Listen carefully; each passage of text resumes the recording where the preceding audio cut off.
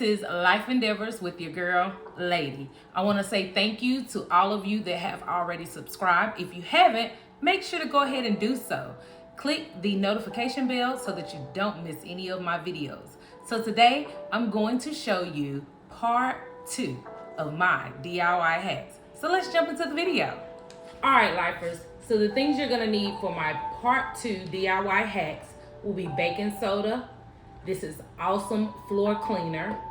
We have cleaning vinegar. We also have a measuring cup. We have 2 silver bowls. And so I'm just showing you these. And then we also have some hooks, which have the sticky tab on the back. So I have a bag of those. In addition to, you're gonna need some type of pan, a frying pan, an old pan, a saucer pan, whatever, something that you don't use to cook with. In addition to, you're gonna need a label. And then you're gonna also need some type of containers to pour your mixtures in.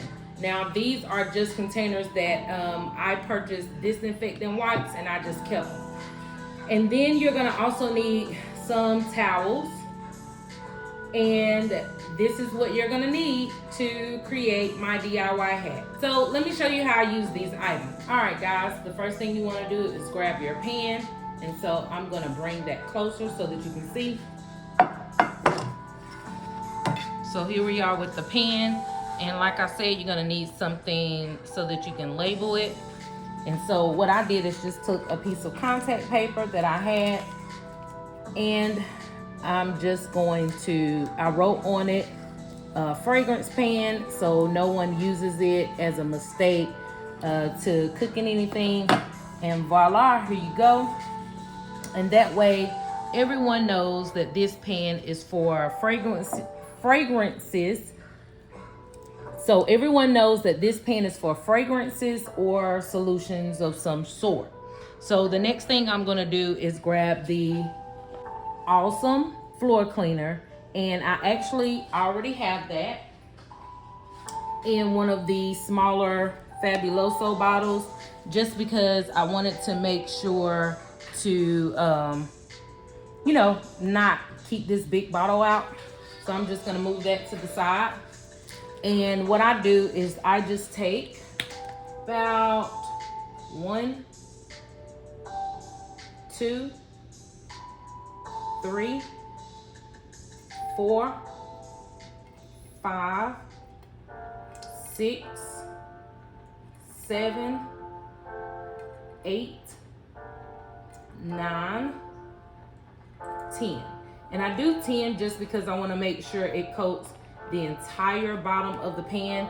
Depending on what size pan you're using, you might not need as much. And then I'm going to go in with some water. So let me grab that. And so I went ahead and pour in of water. So I go in with 16 ounces of water, which is 1 pint. And I go ahead and pour that in. And I did that off camera. And then you're just gonna pop that on the stove, and you're gonna put it on a low heat. I'd say anywhere between 3 and 5. And you're just gonna let it simmer so that the fragrance will move throughout your house. So I'll show you how I do that really quick. And I'm just gonna take you with me.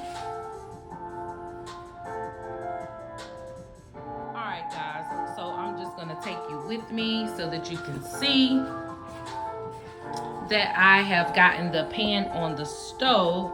And what I like to do is go in and I put it on 8, which is on my small burner, which is the front of my stove. And I put it on 8 so that it can get to a good nice boil. And then I turn it down to about 3, which is between the 2 and the 4, so that the fragrance will still continue to simmer through the house. Make sure to put it on like 4 to 5, anywhere between, like I said, 3 to 5 is the heat that you want, so that it will heat up and the steam that is released from it heating up will continue to just flow through the house because you set it on 8 so that it could come to kind of like a boil, and then you turned it down to anywhere between 3 to 5, just depending on your liking, how big your house is. It will stay nice and hot and continue to release that steam, which will continue to flow through your house. So when I don't have any of the Downy Bead solution made, I do use the Awesome Floor Cleaner to soak my vacuum cleaner, and I also soak my carpet cleaner filter in because it gives off this wonderful smell when you're vacuuming your carpets,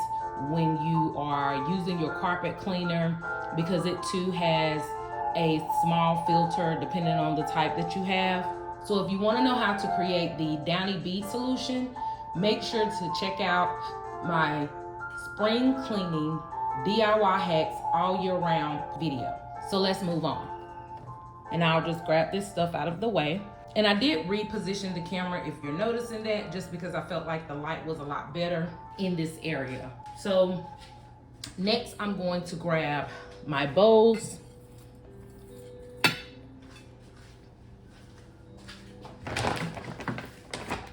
Move the baking soda over.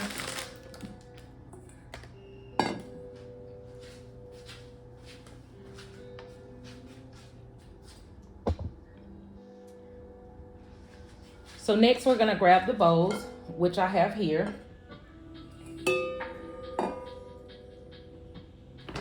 And the baking soda. And then I'm gonna get some water. All right, I have the water, and you're only gonna use about 1/4 cup of water. You're also gonna need to use 1/4 cup of baking soda. And then you're gonna need 2 cups of vinegar. So I'm gonna be using the 1/4 cup measuring spoon, and I hope you can see that well, and I'll definitely insert a picture. And so we're just gonna dig in and get 1/4 cup of baking soda.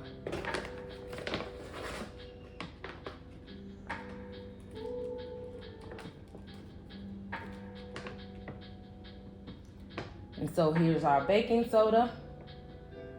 And we're gonna dump that right in the bowl. And then we're gonna pour in our 1/4 cup of water. And we're just gonna mix that together. And I'm just gonna use this spoon because it's not gonna hurt anything. We just wanna mix it really well. Make sure all the powder gets kind of solidified in the liquid. And so this is what you're gonna have. This is your mixture.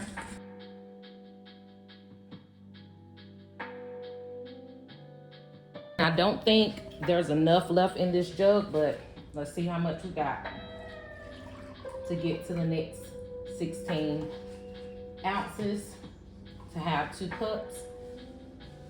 So I've already opened the second jug, and I'm just going to pour that right on in. And so there we have our 16 ounces. So let me move that out of the way. And if you don't know, baking soda has many different properties, such as getting rid of odors, helps with minimizing bacteria, cleanliness. I mean, the list goes on and on. You can use it for so many different things, from your laundry to sinks, countertops, ovens. It's a great degreaser. It's, like I said, it's great for getting tough things out of your carpet or off of your dishes. It's great to sanitize your garbage disposal, your drains, things of that nature. So I would definitely suggest using it. Another thing, vinegar, again, is great for bacteria as well as smells. You can actually just boil it on the stove to get rid of odors within your home. So I would definitely recommend using this. Now, another thing that I do with baking soda, as it is a great benefit in just its dry form. And all you do is grab your baking soda, and I'm gonna get a different cup for that. And for this, I'm just using the 1/2 cup measuring cup, and we'll just go in with that. And then I'll take you with me. So I'll take you with me, and I'm just showing you the carpet. And you see how I got a little bit of stain here? And so I would just sprinkle a little bit in that area, and I can scrub it.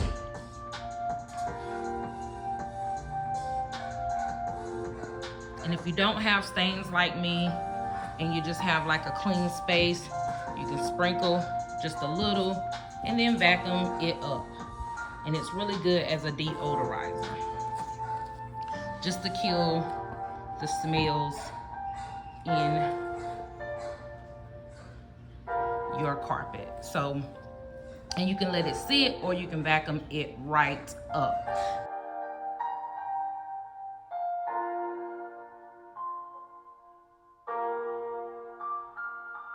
So another thing in using baking soda for your carpets is you can add water to it, or even the vinegar that I showed you to scrub out those stains, or you can just vacuum it up. And because we're actually in the process of cleaning the carpets in the house, we're doing room by room, we'll just be vacuuming that up for today. Now, with this solution, not the dry, but with the wet concoction of the baking soda and the water, I do use this to clean my washing machine versus buying all that expensive stuff, along with the vinegar. And all I do is I make sure to put it in its proper places so that I am able to cleanse the drum of my washing machine, as well as through the filters and things within the washer. The towels. And if you have any old towels laying around your house, all you want to do is wash them really well. Even if they were just like, household towels that your family used to wash with. And as you start to see them rip or tear, and even with me, what I noticed is, like, if my children got some type of stain that didn't want to come out, it became a cleaning towel. And so all I did was take a whole body towel, and I cut it in half. And then I also go in and I cut it in squares if I need cleaning rags. And what I would definitely say is to make sure that after you're done, your family won't be using them again, to take the towels and bleach them. Now, because I don't use bleach, I actually use a different product, and I'll show you that. So this is the product that I use. It's called Iron Out, and it's really good on clothes, whitening whites, cleaning colors. And I use this instead of bleach. It doesn't stain your clothes like bleach does. So this is why I prefer it. For me, it's better, and it removes a lot of different type of stains. And so once I get these towels and I'm like, hey, they're gonna be cleaning towels, then I go ahead and I grab the towels and I toss them in the wash with this. And what I do, like I said, is I have a actual gadget, which I will link down below, so that you can see how I cut my towels, or you could just use a pair of scissors, knives, whatever you have.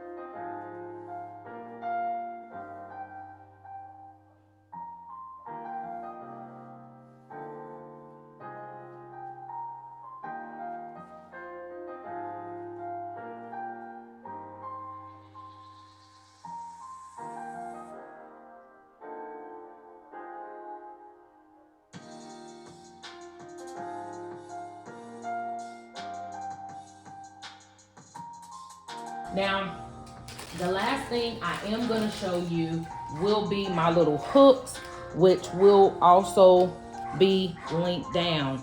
And I use these little hooks to clip onto my trash cans on the outside or the inside, depending on how long or large the bag is. And these have the little sticky tab at the back, if you can see that well.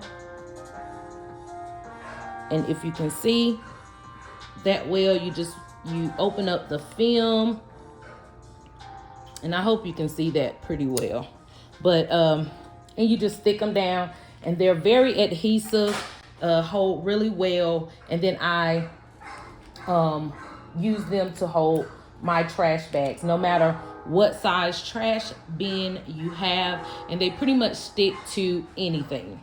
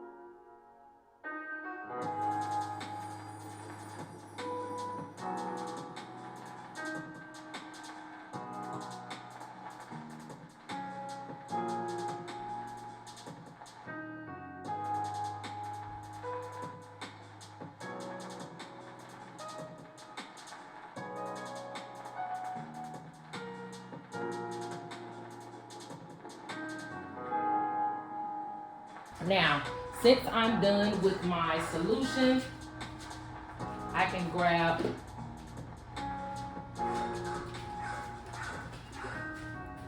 my holders, and all I'm gonna do is just dump that solution right on in so I can have it later. And if you're not gonna use it right away, it will start to clump up, so you're gonna have to, stir it again, but that is fine. And then I would pour my vinegar in as well. So I'll finish pouring this off camera, and that's pretty much it. Thanks for tuning in. I'll catch you in the next video.